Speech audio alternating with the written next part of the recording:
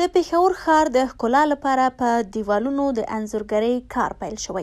د دې کار انتظامیه چې دا مهم یې پیل کړی وایي له دې کار څخه یې هدف دا دی چې خلکو ته د سوکالۍ پیغام ورسوي. इसका मकसद ये है कि जो पेशावर की क्लीन एंड ग्रीन पेशावर में हमने टारगेट्स अचीव किए हैं उसके बाद शहर को खूबसूरत बनाएं. एक तरफ तो ये शहर की खूबसूरती में इजाफा कर रही हैं, ये फ़न पारे, ये नमूने, ये कैनवसेस, और दूसरी तरफ जो खैबर पख्तूनख्वा की तहजीब है, जो कल्चर है, जो यहाँ की सकाफत है, जो रवायात हैं, ये उनको उजागर कर रही है. ټاکل شوی د پېښور ښار ټول مهم ځایونه په رنګونو رنګین شي. زده کوونکو چې په دې برخه کې ګام اوچت کړی وایي هنر د پیغام رسولو تر ټولو ښه وسیله ده.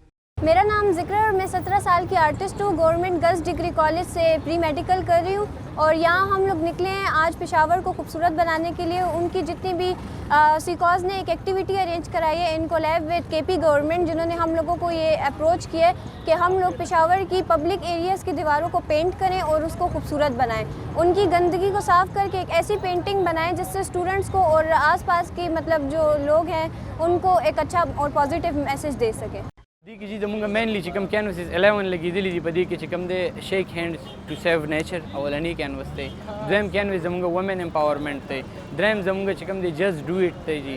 د دې نه علاوه بیا چونکې دا وینیو تاسو وګورئ په دې باندې څه کلچرل اسپیکټس راغلي دي د وومن امپاورمنٹ. د دې نه علاوه حسبنا الله ونعم المولا ونعم الوکیل الریډي وینیو دا یو هاسپټل ده، په هغې باندې انسان هسې د مایوسۍ ښکار ډېر راځي. په هر نیچر کې راتلی شي، په هر سکول آف تاټ کې راتلی شي.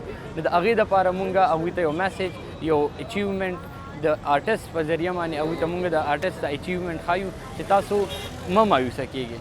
که څه هم دا ډول هڅې په پېښور کې مخکې هم شوي، خو تمه دا ده چې دا ځل به په دې ښکلو رنګونو ښار لیدونکو لپاره لا خوشرنګه شي.